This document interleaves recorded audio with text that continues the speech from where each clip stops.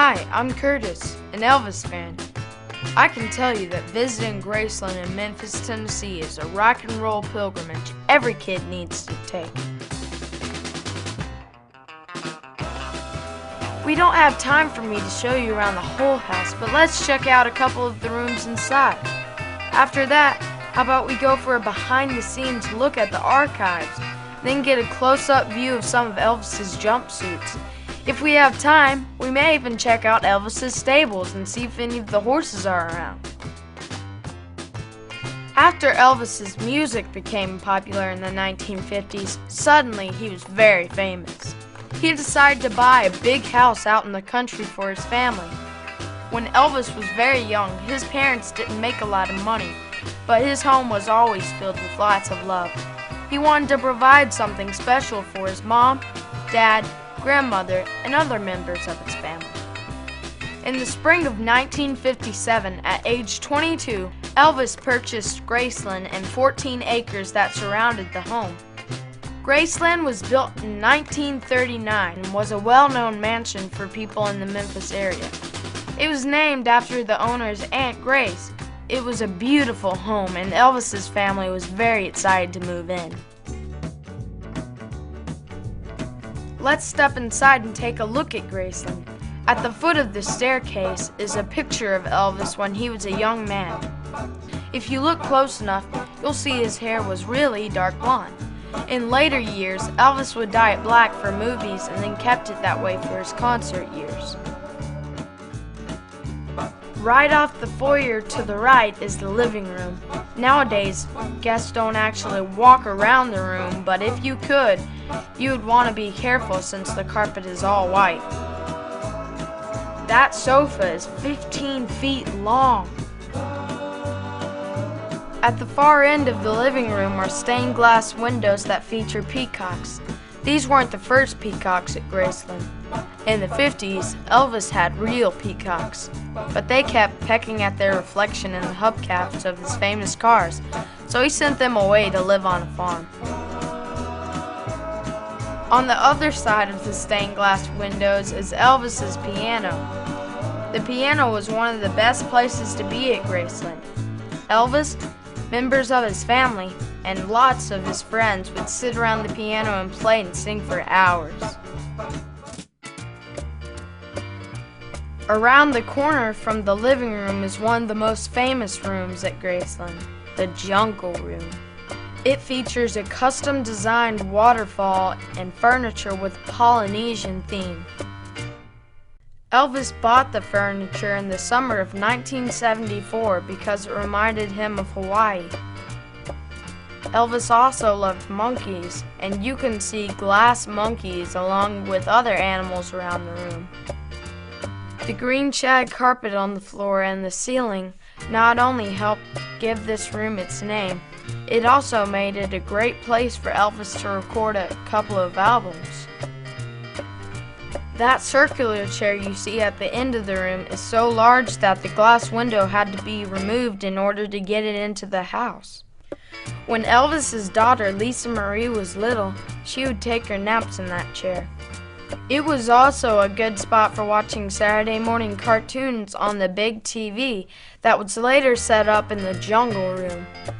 Ever wonder who takes care of all these great artifacts so Elvis fans can enjoy them for years to come? Graceland has a huge archive of things that belong to Elvis and his family. The people who take care of that also take care of the items in the house. Let's go behind the scenes and meet Angie, who's the director of the archives, and see a few things that most people don't get to see. Here in the Graceland Archives, where our Graceland guests do not get a chance to visit while they're here, but this is your chance to get a behind-the-scenes look at what's in our collection. Here in the building we have everything from wardrobe to documents, photographs, as well as Elvis's personal film collection. It's all stored in a temperature-controlled environment where we can preserve the items for generations to come. An example of some of the things that we have here in the building are here in this first drawer.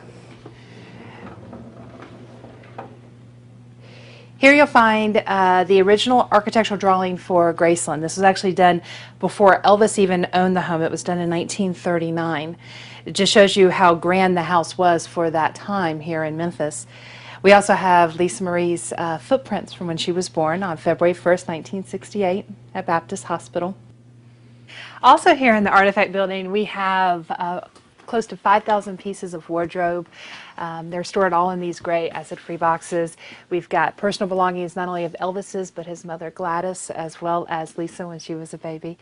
But one of the unique things that we have stored here in the building is actually stored here in this box. It's Elvis's wallet, and it's a very personal item that gives you a real insight on who Elvis was. And this is exactly the way that wallet was the last time Elvis was carrying it. And when you first open it up, you see a picture of Elvis and Lisa. Some of the photos that we've recently found, which were really quite amazing, we found in a closet in Gladys's bedroom in a shoebox. And these are truly what you would call family photos. These are things that a mom would save of her son. There are images of Elvis from when he was in school in Tupelo, his ROTC picture, him and his cousin Gene Smith, Elvis on a bike. Also some classic photos that you might have seen before, photo booth photos that we actually found. These are the original photos that are used almost every day on product and websites. And then fans would send Gladys pictures of Elvis while he was on tour. In fact, a lot of them came from Texas in '54 and '55, so Gladys could see Elvis on stage when she wasn't traveling. And so here we have fans that took photos with Elvis and photos of Elvis and sent them here for his mom to have.